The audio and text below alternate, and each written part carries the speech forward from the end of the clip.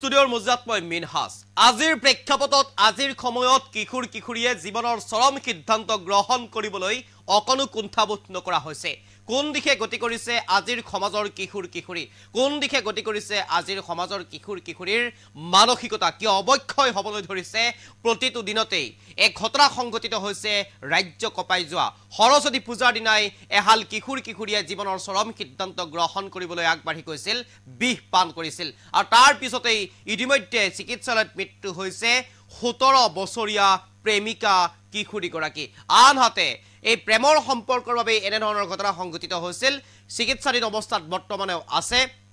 কিশোৰ 18 বছৰীয়া কিশোৰ গৰাকী আৰু এই ঘটনা সংঘটিত হৈছে এইখন অসমৰে নলবাৰীত সৰস্বতী পূজাৰ দিনা ৰাতিপুৱাৰ ভাগতে ওলাই আহিছিল পূজা কৰিবলৈ বুলি দুই গৰাকী ওলাই অহাৰ পাছতে এই চৰম সিদ্ধান্ত গ্ৰহণ কৰিবলৈ আগবাঢ়ি গৈছিল আৰু ইতিমধ্যে যুৱতী গৰাকী কিশোৰী গৰাকীয়ে মৃত্যুবৰণ কৰিবলগীয়া হৈছে বিষ পান কৰি আনহাতে এতিয়াও চিকিৎসাধীন অৱস্থাত আছে কিশোৰ 18 বছৰীয়া কিশোৰ গৰাকী আৰু এই কিশোৰ গৰাকীয়ে ইতিমধ্যে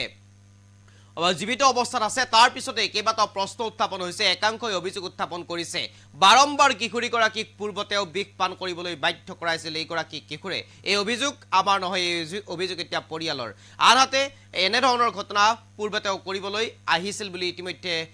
অভিযোগ উত্থাপন হৈছে এই মুহূৰ্তত সবিশেষ লবৰ কাৰণে চেষ্টা কৰিছো সৰস্বতী পূজাৰ দিনা একেলগে বিষ পান প্ৰেমিক প্ৰেমিকাৰ মৃত প্ৰেমিকা এতিয়াও চিকিৎসাধীন অৱস্থাত প্ৰেমিক মৃত্যু প্ৰেমিকা এতিয়াও চিকিৎসাধীন অৱস্থাত আছে প্ৰেমিক চিকিৎসাধীন অৱস্থাত মৃত্যু হয় কিশোৰী গৰাকীৰ নলবাৰীৰ দীপ্তা কুৰাদিত সংঘটিত হৈছে এই ঘটনা আৰু সৰস্বতী পূজাৰ দিনা পুৱাৰ ভাগতে ওলাই আহিছিল ঘৰৰ পৰা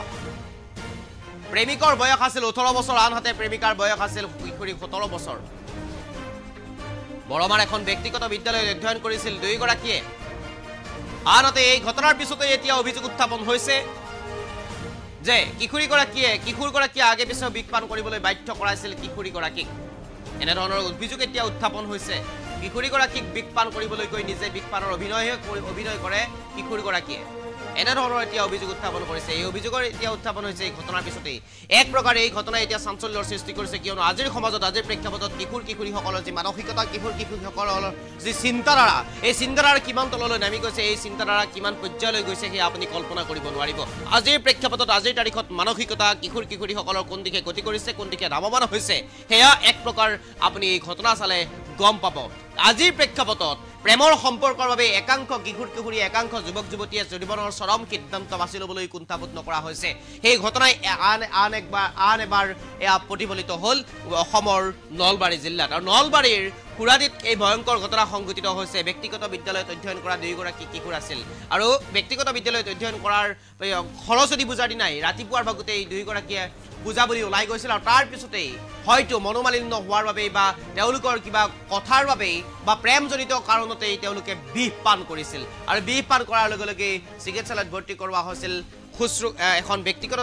চিকিৎসালয়ত ভৰ্তি কৰোৱা হৈছিল আৰু সেই চিকিৎসালয়তেই মৃত্যুবৰণ কৰিবলগীয়া হৈছিল 17 বছৰীয়া এগৰাকী কিশোৰী আনহাতে এতিয়াও বৰ্তমান চিকিৎসাধীন অৱস্থাত আছে হস্পিটেলৰ বিচনাত এইগৰাকী কিশোৰ আৰু এই ঘটনাৰ পিছতে এতিয়া চাঞ্চল্যৰ সৃষ্টি হৈছে প্ৰশ্ন উত্থাপন হৈছে আজিৰ প্ৰেক্ষাপটত আজিৰ সমাজত